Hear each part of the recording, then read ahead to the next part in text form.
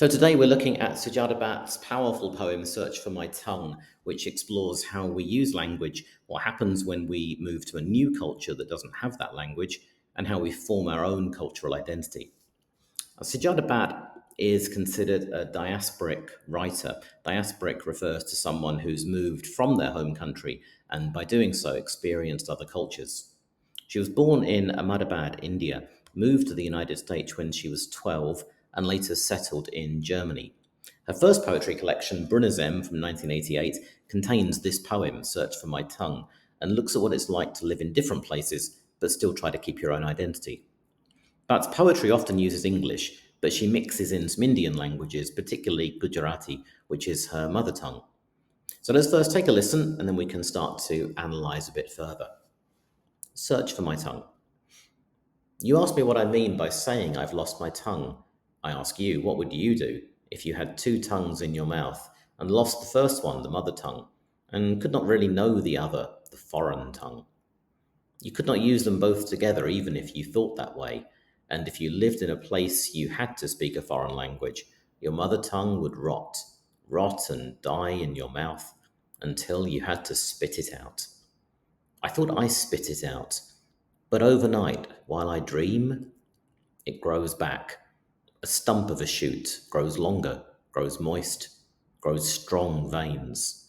It ties the other tongues in knots. The bud opens. The bud opens in my mouth. It pushes the other tongue aside. Every time I think I've forgotten, I think I've lost the mother tongue. It blossoms out of my mouth. So let's get into this. The title itself, Search for My Tongue, suggests that the poet has lost something. Losing your tongue seems unlikely unless, of course, it represents one of your languages, which, as we see, is exactly what it's about. And the poem starts immediately in a fairly conversational tone, using direct address with the pronoun you. You ask me what I mean by saying I've lost my tongue. And this second person voice immediately engages us, the reader, forcing and maybe even challenging those who don't speak two languages to try and understand the speaker's position. The phrase lost my tongue is key.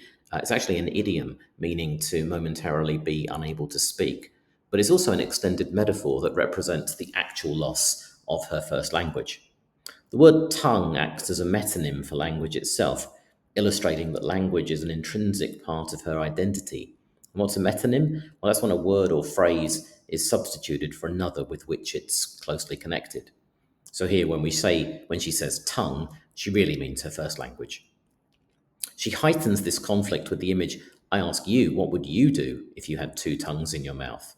And this metaphor for being bilingual conveys the difficulty and discomfort of juggling two languages simultaneously, creating a rather uncomfortable image of having two tongues in your mouth.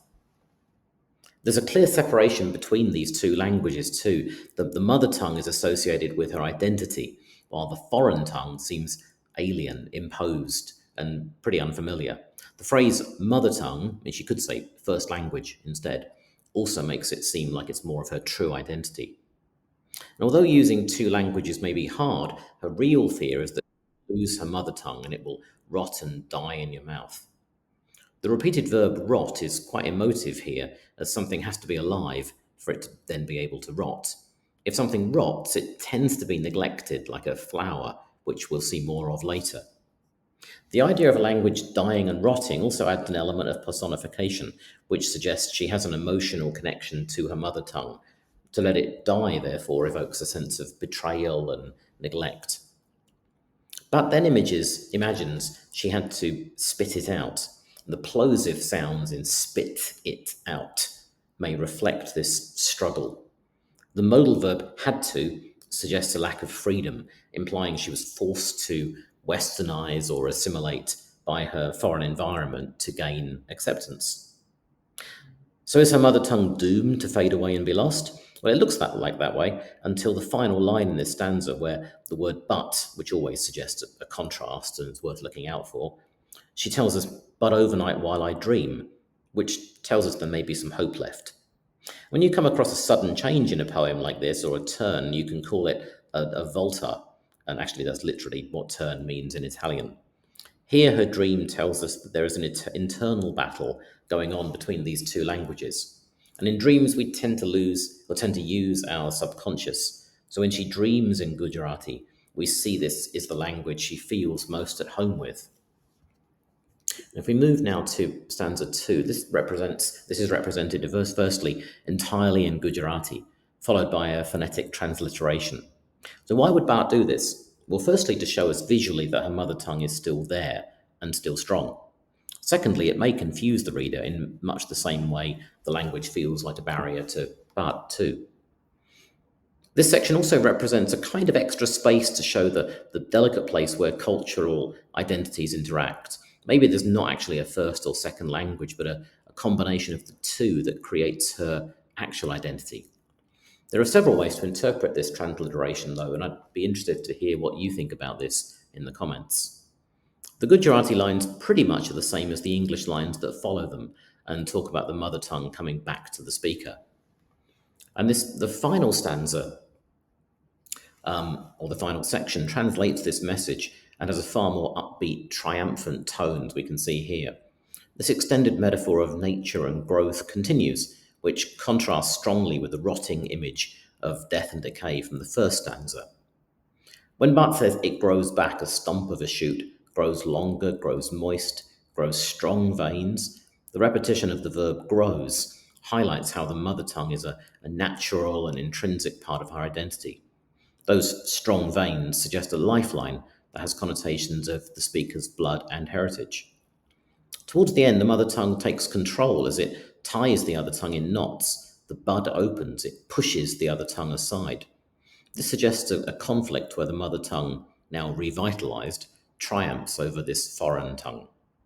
And finally, we end the poem with another allusion to nature as the mother tongue blossoms out of my mouth. The verb blossoms returns us to the floral imagery of earlier to symbolize the beauty, life, and positive experience of her returning native language. This language isn't just surviving, it's now dominating and thriving. By doing this, we see that these kind of hybrid identities are to be celebrated as powerful rather than something to be ashamed of.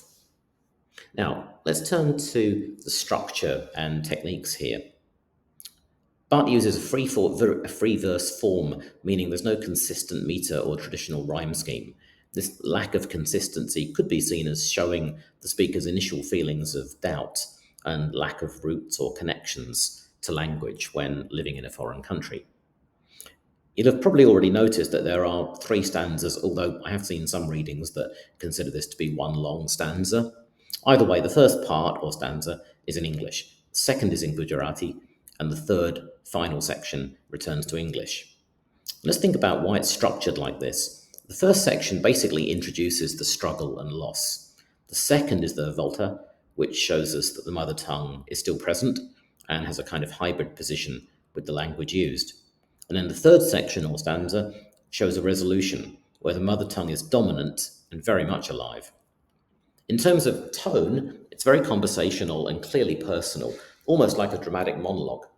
The poet uses one long, extended metaphor about the two tongues struggling to flourish and bloom, and this then leads to some striking imagery, first of decay and a more negative tone, and then of flowers blossoming and growing into something colourful and beautiful.